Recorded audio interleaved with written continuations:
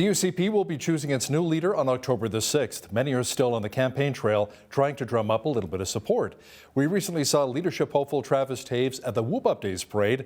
Now, another politician who was also at the parade was Lethbridge East MLA Nathan Neudorf, who joins us now from his home riding in his office here in Lethbridge. Nathan, welcome back to Bridge City News. Great to be here, Hal. Thank you.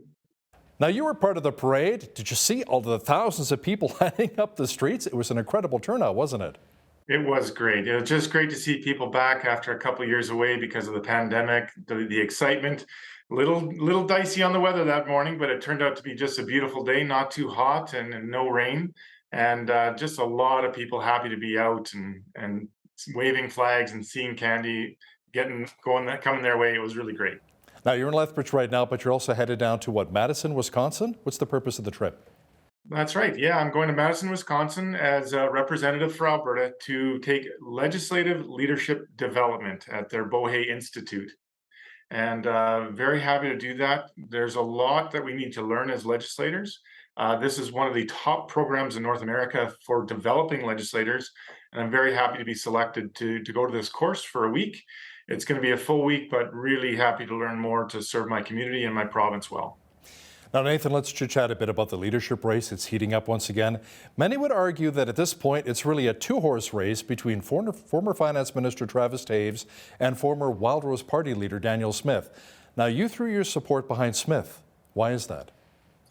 Well, quite simply, Hal, it's because she listens. And I believe she has a very strong focus on grassroots development, which will allow me as the representative for Lethbridge East to share the top concerns for Lethbridge more fully.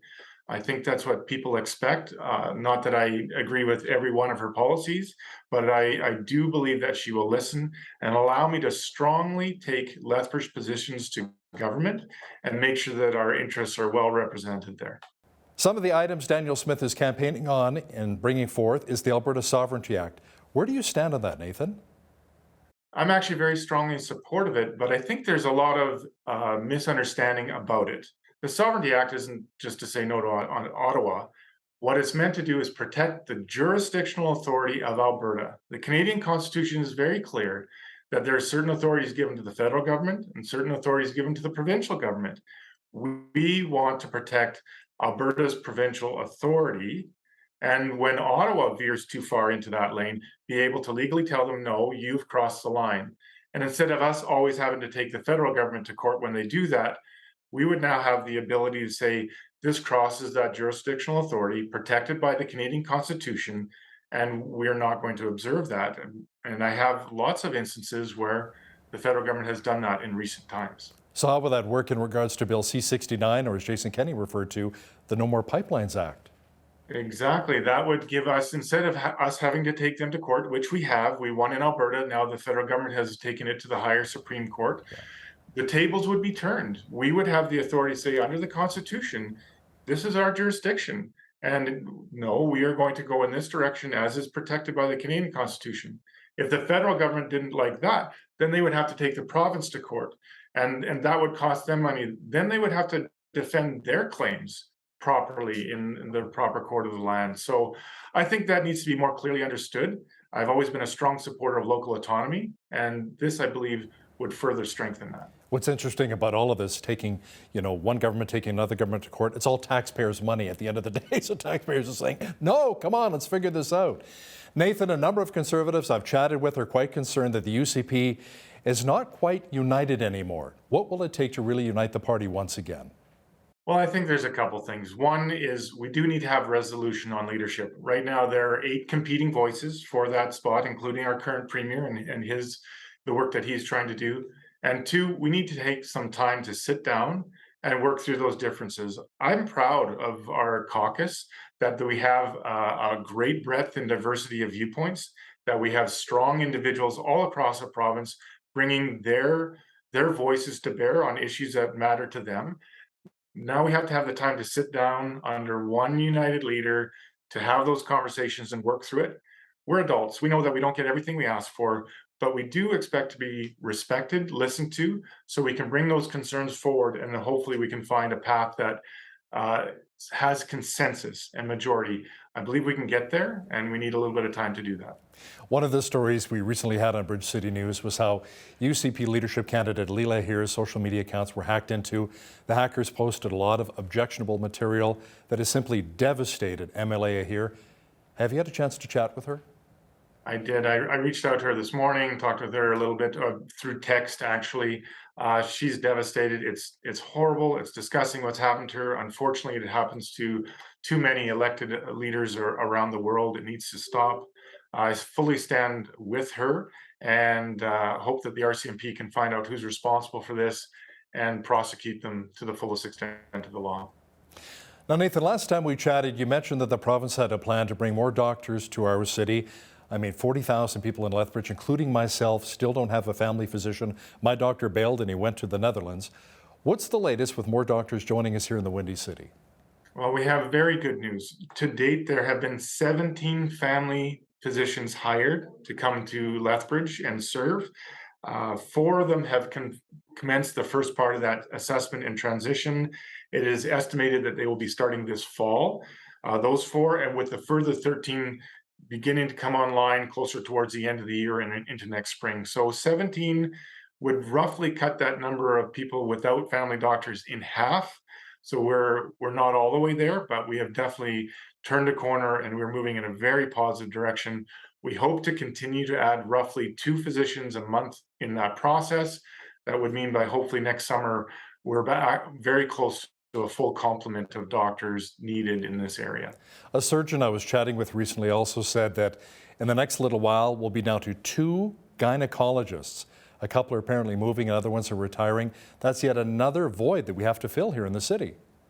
Yeah, and that's a problem not just here in Lethbridge. There are problems amongst a number of disciplines in Alberta and right across Canada. And I think we need to take a much more global perspective on that. We need to be training more physicians here locally, not just Alberta, but in Canada. We have been importing doctors for many years, but I think now we need to turn our attention towards the next generation, some terrific youth who want to serve and practice all kinds of areas in medicine and other areas, tell you the truth as well. And we need to make that more available and accessible to them so that we can keep them here, right where they want to grow up and live and raise their families. Now, a number of municipalities, including here in Lethbridge, have really voiced their concerns about EMS Dispatch being centralized. The province said they wanted to do so in an effort to save millions of dollars, I think around $6 million annually. A number of mayors are saying it's taking ambulances far too long to reach patients. And Nathan, as you know, time is of the essence in critical situations. Is your government looking at potentially giving the power back to municipalities? I believe they are. They assemble what we call the Alberta EMS Provincial Advisory Committee. RJ Sigurdsson and Tracy Allard and a number of MLAs, Tanya Yao, worked on that committee, and they have brought forward recommendations to help address that. Some of it's increased funding, some of it's other measures. They're working on implementing that now. There is a strong commitment to look at that system and see how we can best manage some of these challenges, like long wait times, like ambulances being trapped in other jurisdictions as they do transfers of patients. So that's a very key file right now, and they've been working on it. They submitted recommendations. I look forward to more announcements in the months and weeks ahead. Now, there's a push within your party to have a provincial police force. Many Albertans I've chatted with say they're quite happy with the job that the RCMP is doing right now, and implementing a new police force would be far too costly and not even as effective. Where do you stand on the issue? Well, I do like the idea of an Alberta police force, but you're right. We need to work more closely with municipalities on what that looks like, what that will cost, who bears those costs. The province is committed to bear any additional costs. And to be perfectly clear, this has never been a question about the men and women who serve on the front lines of RCMP. This is about administration. This is about authority. This is about community policing having to go through a provincial director to a national director and back in terms of getting things done. I think provinces across Canada like to make sure that leadership line is much shorter and much closer to the ground where the boots are needed. But this transition will take time, and it will take dollars, and it will take cooperation of the province and municipalities to make that happen. But the community policing portion would be much more responsive, in my opinion, if it was governed more locally and provincially. Driving around the city, you and I have both seen a lot of the tent encampments set up by the Civic Center, by the Soup Kitchen, and so forth. We still have an opioid crisis here, a homeless issue. How is the province really working with the city to address a lot of those problems here in Lethbridge? We have a number of great initiatives. The municipality and police force have recently helped address that. Those tent cities have really reduced in size recently. But you're right, it's an ongoing issue of mental health and addictions issue and homelessness. We just announced 64 new beds for supportive seniors housing, which creates spots in other areas of the system to intake other individuals. We have a number of long-term beds here in Lethbridge and on the Blood Tribe that will be coming into service this fall. That will again help them. And talking to the mayor recently, he said a number of those individuals living in the tent city actually have houses and accommodations in other places. They just don't have easy access back to them. So we're working with the city to see if we can come up with a more regular, low cost or zero cost transportation system to help them get back to the homes that they actually have. Premier Jason Kenney has pushed for an Alberta pension plan. Now, Rachel Notley and the NDP have been quite vocal, saying that they will not touch our Canada pension plan. What would be the benefit of a provincial as opposed to a federal plan, in your opinion?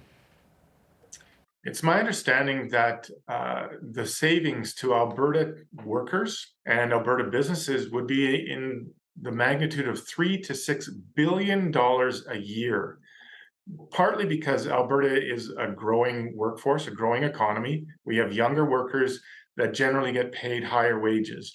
So this means we're spending billions of dollars supporting other jurisdictions across the country for their retirement, not ours.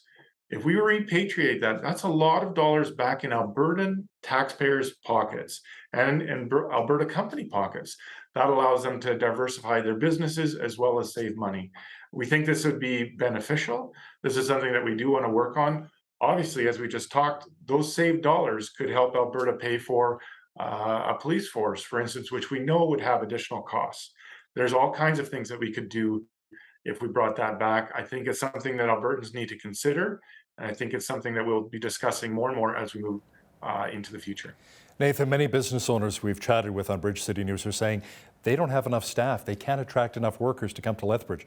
What is the province doing to really address the worker shortage? Well, Premier Kenney just announced a cross-Canada invitation for particularly people who may be living in Vancouver and Toronto, but other areas to consider Alberta. We have lower cost of housing. We have great wages, great jobs. We have a beautiful province. From south to north, there's incredible places to recreate and enjoy our vast wildlife and nature. So we are trying to do that. We do that on an international basis as well. But I think we will also have to, like I said earlier, expand those training spots in our post-secondary institutions so that people are coming here from all across Canada, all across North America, and indeed around the world to come here to train and fall in love with our province. Then they'll end up staying. They'll also fall in love with Waterton Lakes National Park. I go there every second weekend. Lethbridge East MLA Nathan Neudorf, thanks so much for your time today. You bet. Thank you, Hal. Appreciate it.